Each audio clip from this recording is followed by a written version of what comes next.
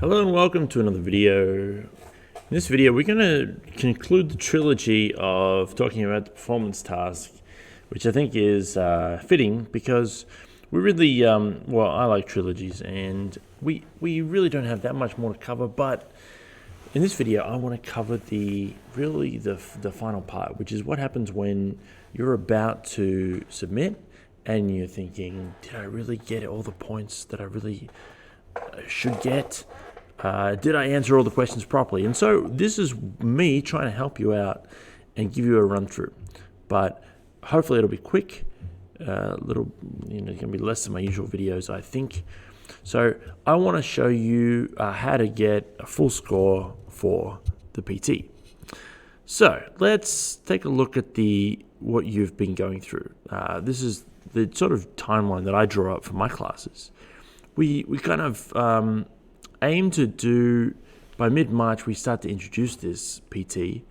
We start to brainstorm. If we do it there, we have enough time just to sort of play with some ideas, explore the things we need to know, research how to do things, and I would suggest watching my other videos for that. Then by early April, you should have an idea of your app and you're starting to work on it. The code actually doesn't really take that long to do, depending on who you are, but hopefully the code isn't the main part of this. It's understanding the requirements and then writing the responses. So we try and get that done by spring break so that we can check it and we can have a look. And that's hopefully where you're at here. And maybe you're at this point here where you're like, well, I got a deadline coming up. I really want to check this. So let's get to it. Let's check and see if your thing matches up. So I'm going to go through this task, and there's plenty of resources on the web. Most of my students use code.org because it's very easy to import data, but you may have done yours in a different setting. This is mainly going to focus not on the platform, but it's going to focus on the actual requirements. Okay, these are the main points that you're going to get.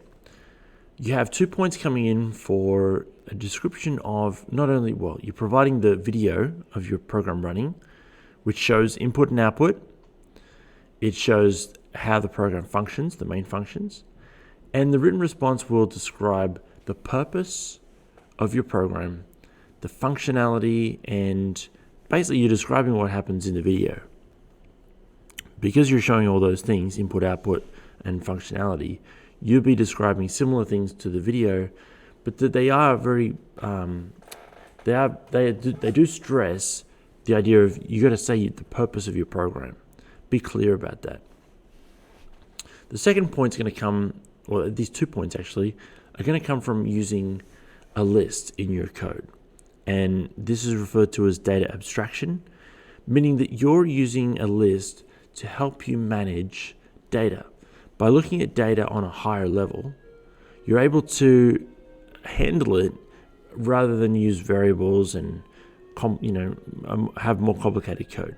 So the idea is this is going to show, first of all, the first point is for how you've how you've stored data in a list. The second is the name of the variable. It's very easy. You should be able to identify that. Here, you want to make sure that you include only that. Don't include other stuff because they'll get confused. Just clip the screenshot of the variable, how it's being stored in the list. Don't include other variables next to it.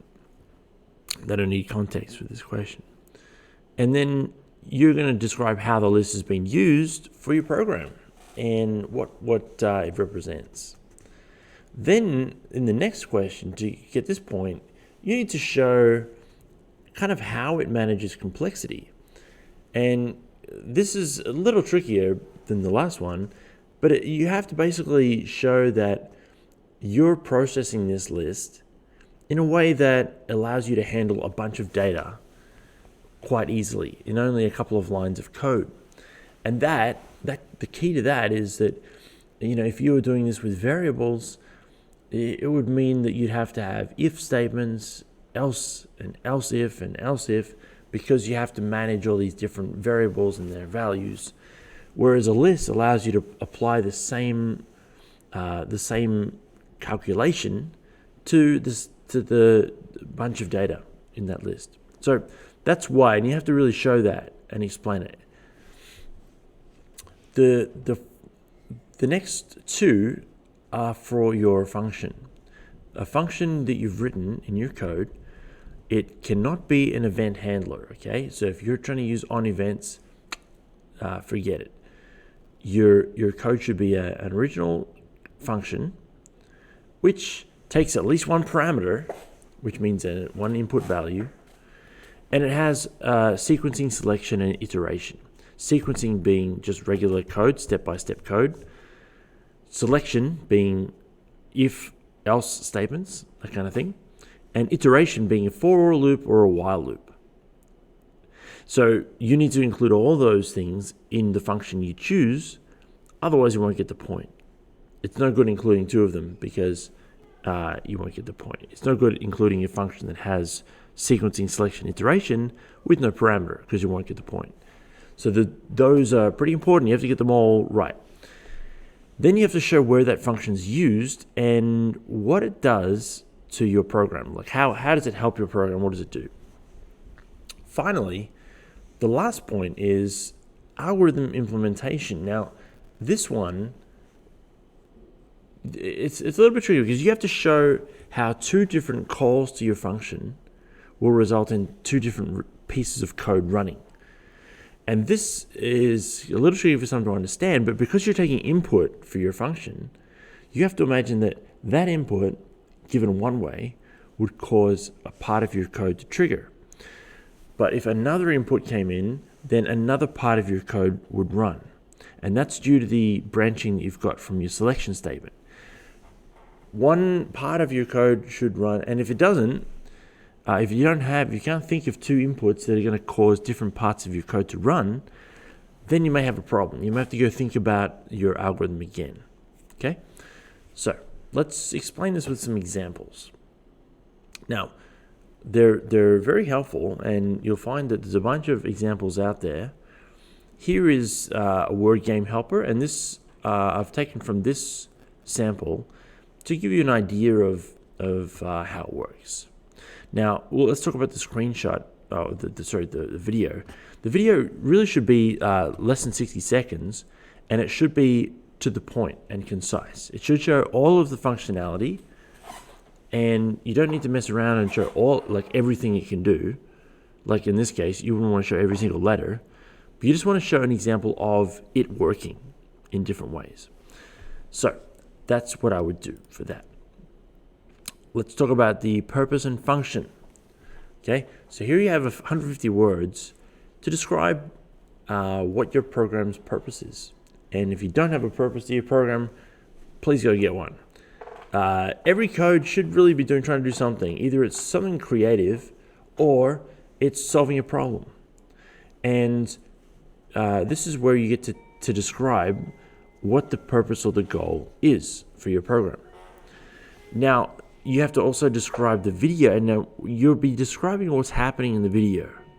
Okay, the user clicks this, and then it opens up this menu, and then blah blah blah.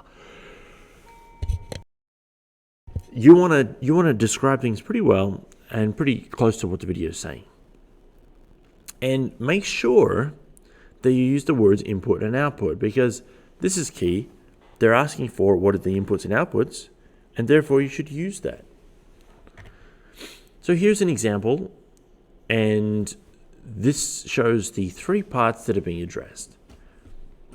And here you can pause it if you want to read that. This is from student sample E, and it shows how these have all been addressed based. You see how the words input and output are being used, and you see a description of what's happening in the video, and then the purpose, okay? All in 150 words. So let's go to the next one, data abstraction. Okay, so how data is stored, and then how that data is being processed, and that is two code segments, okay? Now, key, and look at this storm bubble. This could be your storm if you forget this. You got to include the same code, the same list when you're doing it. Don't include two different lists. you have to have the same list. One, how the data is being stored, and two, how that list is being processed. Okay, so you have to refer to the same list, and it says even if the processed data is moved to a new list. Okay, very important. So now let's look at managing complexity, and then I'll join these two together and show you the example. Managing complexity. So this is where you couldn't do it without the list, and you have to basically show the name of the list, what the data represents. So what is this data for? And then how does the list help you manage complexity? If you're making a movie app, then you're having a bunch of movie names and their directors, for example, and to save each one is a variable, then you would have to be trying to say, if the movie is this, then I'm going to display this variable director, and if the movie is called this, and then you would end up only being able to display a fixed number of things. You wouldn't be able to display 1,000 because you would be limited by the space of the code. Every time you updated a movie, you would have to update the code to add another movie, which is ridiculous. Your code should be able to handle a list which can process all of the movies in your database and just add to the database, and it still works. So that's an example of a description. Now, I use more than 200 words probably, but that's kind of what we're getting at here. So let's look at the example, okay? How the data is stored. Look at this.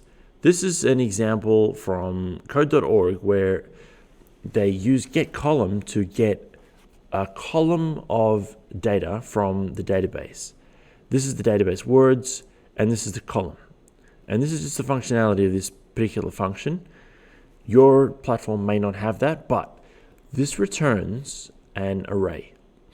And this array is then stored in word list. So that's where the storage is happening.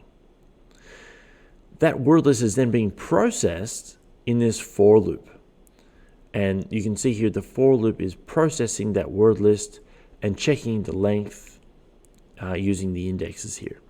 So that's an example of how the data is being processed. Then it says what the data represents. The word list is used to show users suggested words of various lengths, starting with a given letter. Okay, so that's the idea of what it's doing. Okay. Now, how does it manage complexity? Well, it allows any number of words to be stored in the list instead of using individual variables for each word. Okay, so that's the basis, but then they go on to explain. If they didn't use it, the program would extend from 32 lines long to thousands of lines to account for extra variables. So see how they're describing not just, hey, I got to use more variables, but it's also saying why and what would happen. Okay, and it's kind of similar to what I just said before. All right, let's get to the functions part. Functions, well, I've gone through what the requirements are. Okay, so it needs to be something that you've written yourself that defines the procedure's name and return type. It uses parameters and it has sequencing, selection, and iteration. Okay, then where it's called in your program, you need to show where it's called. So you're not just writing the function, the definition, but you need to show where that's being used in the rest of your code. And then describe what it does and how it contributes. Okay, and then in detail how the algorithm works. So for example, here's a function called filter. In this function, I'll talk through the function a little bit because it's also from the sample 1 from 2022. There's a few samples out there that may get them confused, but this sample, what it's doing is it takes a length and a letter, okay? And what it's basically doing is it will show the weighting image here. That's the, like, while it's loading, it's going to show the weighting symbol, and then it's going to create an empty list to put these filtered words in. So the job of this algorithm is to filter out words by their length. and a letter. And so it goes through this word list. It says if the length is the same, the thing that we're looking for, and if the first letter is the same as the letter that we're looking for, then add it to this empty list that I've just created here, right? And so this for loop is going to go through the entire word list looking for matches. Now, this code down here is the key. Well, not the key, but it's like this additional code helps distinguish it for different inputs, and you'll see this later. If the list is 0, so after this for loop, if we go through the whole list of words and we don't add anything to this new list, means that we filtered out everything, like nothing made it through. That means that the list is empty, and it's got to add an item here. It's going to add to that list and say no options available, which means that it's going to return this into the list to say, hey, I got nothing for you. This means that there's something happening when we don't get a result. Good. Then it hides the waiting image on the screen. Doesn't move it, just hides it. And then it'll change the text of the result page to the output, whether that is this or if it's the actual list of words. And so, and this code here is just filtering, it's joining it. So it's basically turning this array into a string. That's what it's doing. Now, so it's describing what does this do. Now you can see sequencing, okay, sequencing happening. Then you can see selection in here, and then you can see iteration there. So that's working. That's the green part. You can also see here where it's used in the code, to where the filter function is being called with these inputs. Right, it's getting the number for the length, and it's getting the lowercase, the letter. So it's taking that letter, changing to lowercase, and then using that as the input. So that's length and letter being used. Now, what does the function do, and how does it contribute to the program? The filter function is necessary in order for the program to output a filtered word list to users, which meets their chosen requirements. There we go, simple. Now, let's see how the algorithm works. Now, this purple part should be describing how you'd recreate this app if you were like going to recreate it. Like, you should be able to recreate it from this description. So it does use the line numbers that are given, and I'd encourage you to do that when you're pasting your code. If you want to talk about code things, you don't want to have to say the for loop on, or the if statement that checks the word list. You don't want to say that. Line 1630 makes it really exact. This goes through and describes what it does. Okay, just how it works. Let's get to the last one. Now, this is where you're describing two calls and showing how they're doing different things, which conditions are tested, and the results. Okay, so let's do this. Here is an example, the first call, where they suppose the user selects a length of 3 and the letter D. Another call would be calling with a length of 1 and the letter B. Now, can you think of an English word which starts with B and has length of 1? No, there aren't any. Just give you a hint. There aren't any words of length 1. So therefore, this is not going to return any results, and this is obviously going to get a few. Maybe do is that's as in doo-doo. No. D O G. I can think of dog. So something like that, right? So this is going to get a good result. That's not going to get any results. And so that's kind of showing two different calls, which will result in two different outcomes. So we can see here that with the second one, the result, no word is found with these conditions. And therefore, the list is blank until lines 26, 28. So this is where we get to the condition in the previous one where we get down here. And so we can show that in that case, in the second case, this code will run. Whereas in the first case, this code wouldn't run because it has a match and the length is not 0. So this code runs when it's 0 in the second call. And so therefore we do describe that condition. Okay, and so this goes on to describe what's being tested. This here and says we traverse the word list, but in this case, the length of 1, this is not met. Okay, so this is the description of what's happening and the result. This is a tricky question. Doesn't not all students quite get there, but just make sure that your algorithm has different code to handle different inputs. All right, final thing, let's talk about AI tools. Obviously, AI tools, don't use them. That's the long and short of it. I do, I sometimes tell my students that they should, if they want to generate some quick data, they can ask, one of these programs for some, formatted as a table, and they can import that for quick data. I suggest they use that for testing or very, very basic results. You should go and create your own database and make it to your likings, and you can source. Please source and reference your sources in your comments.